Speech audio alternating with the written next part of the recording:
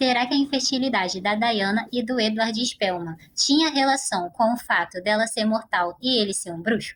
Essa foi uma pergunta feita por vocês nos comentários e eu quero agradecer muito a quem participa e interage aqui no meu perfil, e eu tô tentando responder as perguntas de vocês em vídeos, então sempre deixe sugestões que eu tô sempre de olho.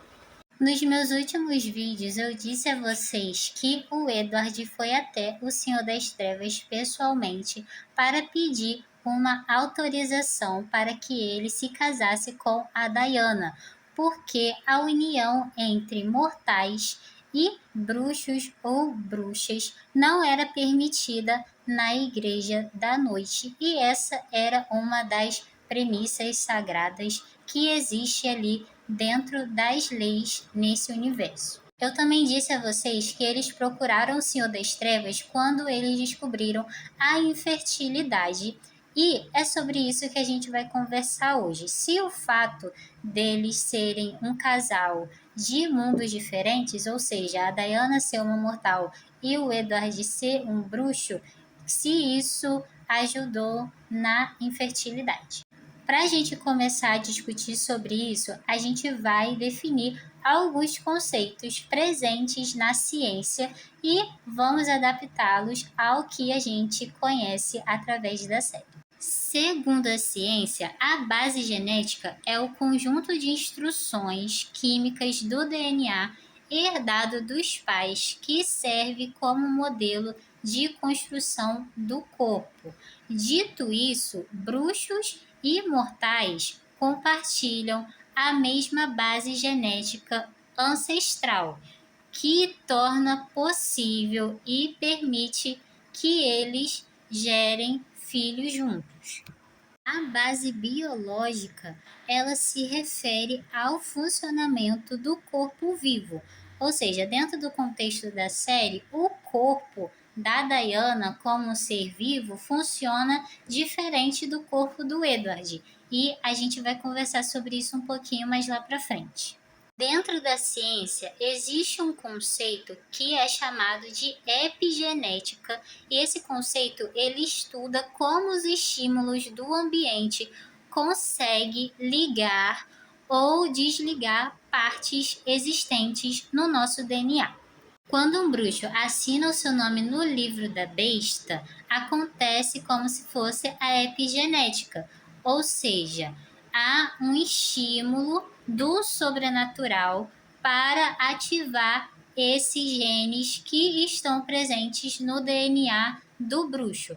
A estrutura do DNA continua a mesma, mas o que é modificado é isso. A imortalidade é ativada, a regeneração é ativada e a magia em si. É por isso que quando a tia Zelda e a tia Hilda perdem a conexão com o Senhor das Trevas naquele episódio do julgamento da Sabrina, elas começam a envelhecer rapidamente. Por quê?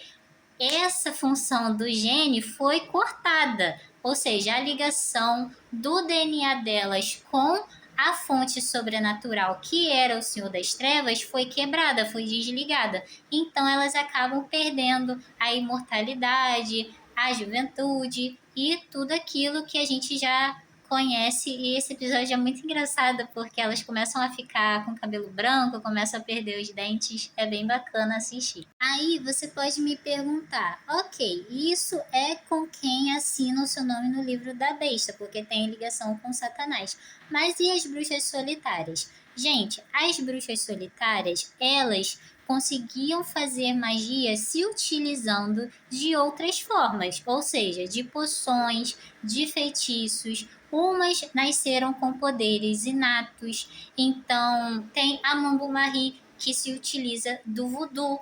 E, obviamente, existem bruxas que eram sem coven ali, as bruxas solitárias, que já tinham assinado sim o seu nome no livro da besta, que é o caso da Desmelda, por exemplo, só que ela acabou saindo do coven, ok?